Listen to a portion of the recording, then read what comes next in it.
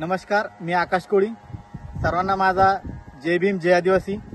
अजिंठा डोंगर रांगेतील आदिवासी कोळी जमातीच्या वतीने 9 ऑगस्ट रोजी तहसील कार्यालय सिल्लोड येथे तहसीलदार साहेबांना अजिंठा डोंगर रांगेतील सकल आदिवासी कोळी जमातीच्या वतीने निवेदन देण्यात आले आहे.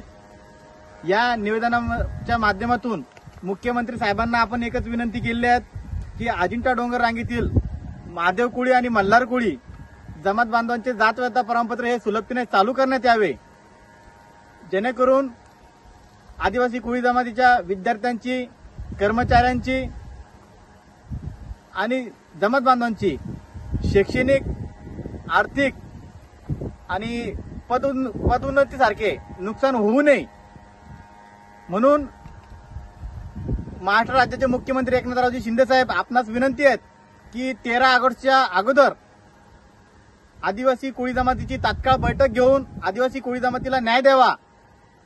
जर 13 ऑगस्टच्या अगोदर जर आपण बैठक घेऊन न्याय नाही दिला तर दिनांक 15 ऑगस्ट रोजी अजिंठा डोंगर रांगेतील सकल आदिवासी कोळी जमातीच्या वतीने आमचं जवळपास 25,000 जमात बांधवांचं नियोजन झालेलं आहे की 15 ऑगस्टच्या दिवशी आम्ही मुंबई येथे येऊन मंत्रालय हे ताब्यात घेणार आहोत.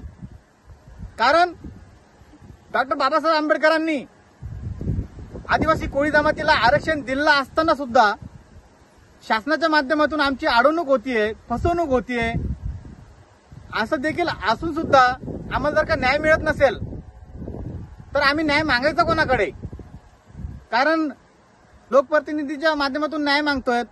आमच्यावर गेल्या मागेल अनेक वर्षापासून अन्याय अत्याचार होतोय. आम्हाला जातव्यता प्रमाणपत्र मिळत नाही. आमच्या वडिलांकडे जातव्यता प्रमाणपत्र असल्यावर त्यांच्या मुलाला जातव्यता प्रमाणपत्र मिळत नाही. तर मुलगा कोणाचा आहे? वडील, आई वडील सांगू शकता की हा मुलगा माझा असा असताना देखील जे काही बोगस अधिकारी त्यांच्यावर शंका उपस्थित करता की हे त्यांचा मुलगा आहे का नाही. आता हे अधिकारी ठरणार का कोणता मुलगा कोणाचा आहे, त्याचे वडील कोण आहेत, त्याच्या आई वडिलांपेक्षा कोण सविस्तर सांगणार आहेत? आणि या अजिंठा डोंगर पट्ट्यातील जवळपास 80 ते 1 लाख महिलांची अशी सुद्धा मागणी आहे की मुख्यमंत्री साहेब एकनाथरावजी शिंदे साहेब, तुम्ही तुमच्या लाडक्या बहिणींना, जी मुख्यमंत्री लाडकी बहिणीची योजना आहे त्याच्या मोबदल्यात तुमच्या भाषांना, म्हणजे या आदिवासी जमातीच्या महिलांच्या मुलांना तुम्ही जातव्यता प्रमाणपत्र हे सुलभतेने द्या, त्यांना शिक्षण घेऊ द्या.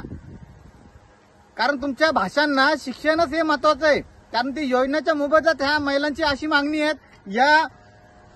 या मागणीचा सुद्धा आपण याच्यामध्ये उल्लेख केलेला आहे. आणि या भारत स्वातंत्र्यामध्ये ज्यांचं मोलाचं योगदान आहे अशा आमचे आद्य क्रांतिकारक राघोजी भांगरे यांनी पहिलं सशस्त्र इंग्रजाविरोधामध्ये भारत देश स्वतंत्र करण्यासाठी उचललं. ते आमचे जमात बांधव असून सुद्धा जर का आमच्यावर असा अन्याय अत्याचार जर होत असेल तर खरंच आदिवासी कोळी जमातीला स्वातंत्र्य मिळालं आहे का? हा पूर्ण जमात बांधवांचा प्रश्न हा त्यांना पडलेला आहे. कारण आद्य क्रांतिकारक राघोजी भांगरे यांनी पहिलं सशस्त्र इंग्रजाविरोधात भारत देश स्वतंत्र करण्यासाठी उचललेले. आणि आता अन्याय कोण करतंय आमच्यावर? शासन, राजकीय नेते, प्रस्थापित राजकारणी नेते. हे जर आमच्यावर अन्याय अत्याचार करतात तर आम्ही कुठपर्यंत यांचा अन्याय अत्याचार खपून घ्यायचा, कुठपर्यंत आम्ही सहन करायचा? आता आमची सहनशीलता संपलेली आहे. येत्या 15 ऑगस्टला भारत देश स्वातंत्र्य दिनी अजिंठा डोंगरपट्ट्यातून जवळपास 25,000 लोकांचं नियोजन झालेलं आहे. आता देखील यानंतर सुद्धा जवळपास 30 ते 35,000 जमात बांधवांचं नियोजन हे चालू आहे. जवळपास आम्ही 70 ते 80,000 जमात बांधव मंत्रालय येथे रेल्वेने जाऊन, खर्चानं जाऊन मंत्रालय ताब्यात घेणार आहे. तिथला सर्व कारभार हा यानंतर आदिवासी कोळी जमात बघणार आहे. एकाही मंत्र्याला, आमदाराला, खासदाराला त्या मंत्रालयामध्ये आम्ही घुसू देणार नाही. जोपर्यंत हे मंत्री, आमदार, खासदार आमच्या जमातीविषयी विचार करत नाही, आमच्या जमातीला न्याय देत नाही, तोपर्यंत याला मंत्रालयाच्या दारात सुद्धा आम्ही येऊ देणार नाही. ही ठामपणे भूमिका डोंगरपट्ट्यातील आदिवासी कोळी जमातीची आहे. कोर्टामार्फत जर का न्याय देवता आदिवासी कोळी जमातीला न्याय देत असेल, जातव्यता प्रमाणपत्र सुलभतेनं जर का देत असेल तर जात पडताळणी समितीला द्यायला काय हरकत आहे? जात पडताळणी समिती का जातव्यता प्रमाणपत्र हे आदिवासी कोळी जमातीला देत नाही? या जात पडताळणी समितीवर टीआरटीचा दबाव आहेत का, आदिवासी विकास मंत्र्याचा दबाव आहेत का मुख्यमंत्र्याचा दबाव आहेत? कारण न्यायदेवतापेक्षा कोणीही मोठं नाही. न्यायदेवताच जर का न्याय द्यायला तयार असेल, न्यायदेवता जर का न्याय देत असेल, तर या समितीनं न्याय का देऊ नये, हा महत्वाचा प्रश्न आहे. आणि जर का आदिवासी मंत्री, मुख्यमंत्री किंवा लोकप्रतिनिधी, प्रस्थापित आमदार, खासदार हे जर का म्हणत असेल की यांना समितीतून जात व्यता प्रमाणपत्र न देऊ किंवा द्यायची भूमिकाच त्यांची नसेल, तर मग जे विधानसभेला आदिवासीचं जे आरक्षण आहेत, राखीव जे सीटं सुटल्या जातात, लोकसभेचे सुटतं, मग जे जर का समितीतून जर द्यायला तुम्ही जर म्हणत असाल समितीतून द्यायला जात व्यता प्रमाणपत्र द्यायचं नाही, डावलतायत, मग तेव्हा जर का आम्ही तुमच्या मनाप्रमाणे जर का आम्ही तेव्हा बोगस असतो, तर मग विधानसभेला आमच्या लोकसंख्येवर गृहीत धरून 14 आमदारांचं आरक्षण का सोडता तुम्ही? 2 खासदाराचं आरक्षण का सोडता? तेही आरक्षण नको ना मग आम्हाला. प्रश्न अति महत्वाचा आहे. जर का आम्हाला जात पडताळणी समितीतून जर का जात व्यता सुलभतेने जर मिळत नसेल, तर आमचं विधानसभेला राजकीय आरक्षण सोडू नका ना, तेही बंद करा, तेही नको आम्हाला.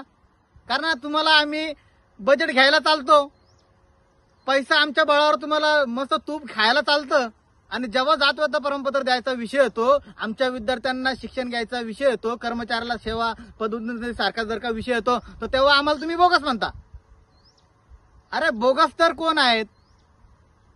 बोगस परप्रांतातून आलेले लोक या महाराष्ट्रामध्ये येऊन ते दावा करतात की आम्ही ओरिजिनल आदिवासी आहेत.